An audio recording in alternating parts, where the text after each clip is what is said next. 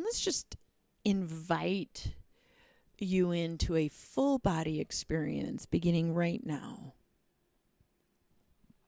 This is your time to explore. Full body experience means that there's just an easy awareness. You're not trying to force certain thoughts. You're not trying to figure anything out. You're not trying to fix anything. You're just allowing this moment to be what it is. And the invitation that is extended to you in this moment is an invitation to just release any and all tension being held in the body. And your full body experience means that you easily become aware of any and all tension being held in your body. So you just allow your mind to scan. And when I say mind, it is not your brain. Mind is full body intelligence. So you just start at the tips of your toes and you just scan upwards, moving over your feet, into your ankles, shins and calves, over your knees, and you just recognize a softness, and you do exactly what you just did. You make any adjustments that would nurture an even more comfortable feeling, scanning the thighs, hips, abdomen, just noticing any tension and releasing it from the abdomen. Moving up into the torso where you become aware of your lungs. And you just allow a deepening of the breath to happen easily, naturally, and automatically. Scanning into the shoulders, allowing them to drop down, moving into the arms, elbows, wrists, hands, fingers. Just noticing hands, becoming aware of hands. Maybe noticing a tingling sensation as you bring your attention to hands. And I remind people that when they notice this tingling sensation, it's a reminder of the life force energy flowing through you. You become aware of your head and neck and face, allowing tension to drain out of the facial muscles, out of the cheeks, out of the jaw. The space between the eyes and the eyebrows is soft. And in this full body experience, this full body intelligence, this full body awareness, you recognize this very moment. The only moment that exists, your future does not. It's only a figment of your imagination, an unwritten story that has not yet happened. Your past is done, over, gone. And isn't it interesting that even though the past is over, done, and gone, we can still remember it? And how often do we allow our present moment of right now to be dictated by our past that no longer exists? And so if you think about it, how many of us are living a life that our future is dictated from our past memories, never taking the time to differentiate out of it, out of the story that we continue to perpetuate? And yet, so often, we want things to be different. And so by being present in this moment, this is where you are reminded, where you become aware that the story is there for you to consciously choose. What part of this do you need to let go of in order for you to write a different kind of future? And that is only ever done, that question is only ever answered right now. And so as you imagine yourself standing on the great abyss of uncertainty, that abyss of uncertainty starts right after the moment of now. You can imagine yourself standing on the edge, tips of your toes leading right up to the edge of the abyss, to other parts of you, those parts that have refined their dysfunction so perfectly. They don't like the abyss. They want control. Because what they can control gives them the illusion of security and fulfills their need for approval to be sourced outside of themselves. They don't like the abyss. And yet the abyss is the only thing that is real after this moment. To be fair, there is a part of you that looks into the abyss and knows the abyss is full of magic. It is full of potential. It is full of possibility. It is full of that new story that is waiting to be written that you could not possibly know. Because in order to access that magic, you must step forth with authority, agency, and dominion. And it seems like that part of you is so diametrically opposed to this uncertainty, because it would seem that if I have agency and authority and dominion, that I could control what is going to happen next. But it is that sense of agency, authority, and dominion that allows me to surrender fully and say, I don't know. I don't have control. But I do understand a false sense of security and a false sense of approval. And so I'm going to let all of that go. That's part of my story. You need to be in a place of authority to be able to surrender. What part of my story do I need to let go of right here, right now? And it will be an ongoing question, because letting go of the story is not an event. It is a process. You will be in constant process.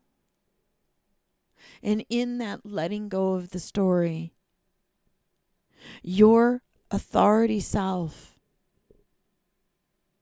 will become aware of the parts of you that hold on to their dysfunction. It is also your authority self that is aware of the gifts of the younger parts of you.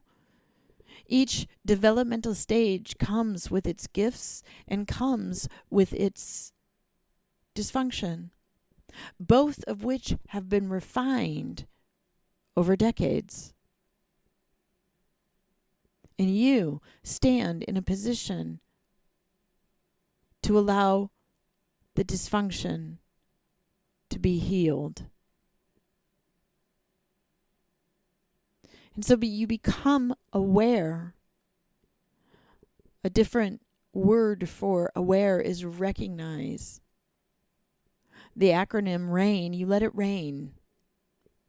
You recognize the dysfunction. And once you recognize the dysfunction, it is with authority that you sit with it, stay with it, say, I'm not going to turn my head away from this. I'm going to have a full body experience of this dysfunction. And it doesn't mean that you let the dysfunction play out.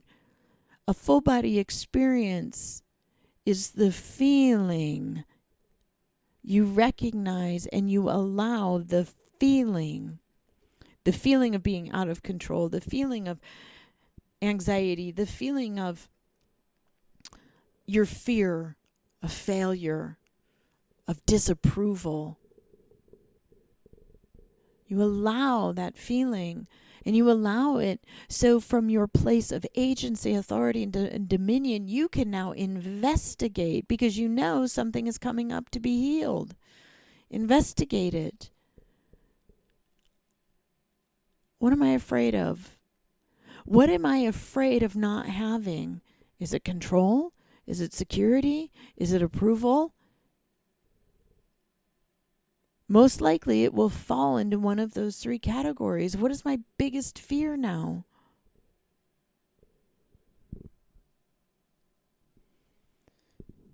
And then you nurture, meaning you turn to that underdeveloped part of you, that younger self that was acting out of innocence. That's why the dysfunction was formed in the first place, out of necessity. And in the most nurturing fashion, you turn to that part and you say, oh, sweet child, sweet, innocent child, I am so sorry that you learned the story so well, that you believed that you have to outsource your control, your security, and your approval. This developed part of me, this authority part of me, this is the part of me that is going to source those things now for ourselves. No longer outsourcing it. And so this is an opportunity for you, because I know you bring gifts. I know you have gifts. Gifts that have always been there. I just haven't been aware that they were gifts from the developmental stage of you. I've been so focused on your dysfunction, I haven't even thought to consider what your gifts are. Gifts of playfulness, of curiosity, of the desire to be interdependent, the actual desire to be interdependent before you believed the story.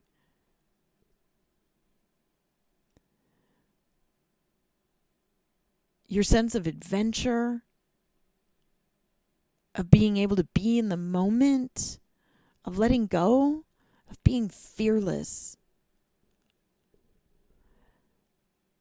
You start to recognize, as part of the nurturing, you recognize the gift of that developmental part of you, what that stage gifted you. And then you inform it. You don't ask, you inform. We're going to be disconnecting from this pattern of dysfunction. And sometimes it's going to feel agitating. And the developed part of me, the part of agency, authority, and dominion, I'm going to do what I can to recognize, allow, investigate, and nurture. And I'm going to do this because I'm coming from a place of understanding and knowing that I am whole. I am whole in any given moment, no matter what the circumstances are, no matter what story I'm telling myself, no matter what old agitated pattern I fall into, I am still whole. I am going to believe that 100% when I can, because sometimes I'm going to forget it. Sometimes I'm going to forget it. And that's when I'm going to take a pause. And I'm going to allow a full body experience. I'm going to take a breath, and I'm going to note that I'm standing at the abyss of the uncertainty. And I'm going to become aware that there are parts of me that don't like that. And I'm going to become aware that the authority part of me loves the uncertainty because it's full of possibility and potential that I get to influence, because control doesn't work.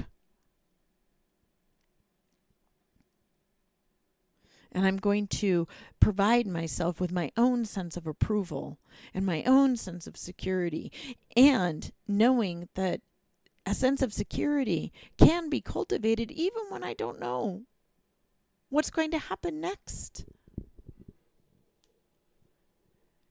And isn't life amazing? And isn't it amazing that I have new opportunity every given moment? Every given moment. To learn more about myself, to deepen my relationship with life, to build a sense of community, to stop writing the story of independence and say, I'm supposed to ask for help. And we can look at any ecosystem in the entire biosphere, and know that it is a system of interdependence, whether it's in the ocean, the forest, the desert, the savanna. Every ecosystem is a system of interdependence. We are all connected. Everything has its perfect place, its perfect timing, its perfect order, its perfect unfolding. And I'm going to allow myself to be a marker of wholeness in the space that was meant for me.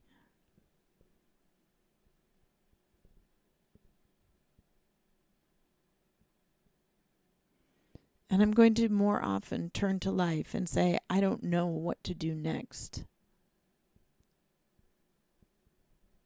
But I'm going to believe that I am supported, that you've got my back, and that you want me to engage with you. And so I stand here in faith, not demanding answers, but knowing that they will be provided at the right and perfect time. And I will surrender to that. And I will deepen my faith to that. And in the meantime, it's a beautiful day. So I'm going to go for a walk. Or it might be the perfect time to work out. Or to meet up with a friend. Or to go to the coffee shop and just catch up on some mundane kind of work that I've been putting off. But now would be the perfect time to do that because it doesn't require much thought.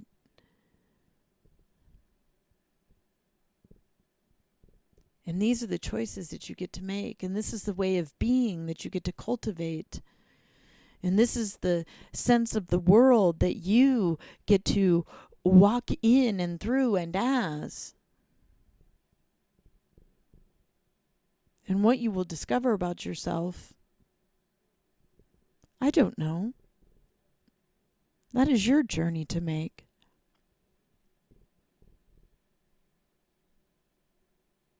But it's one that feels absolutely right and good for you.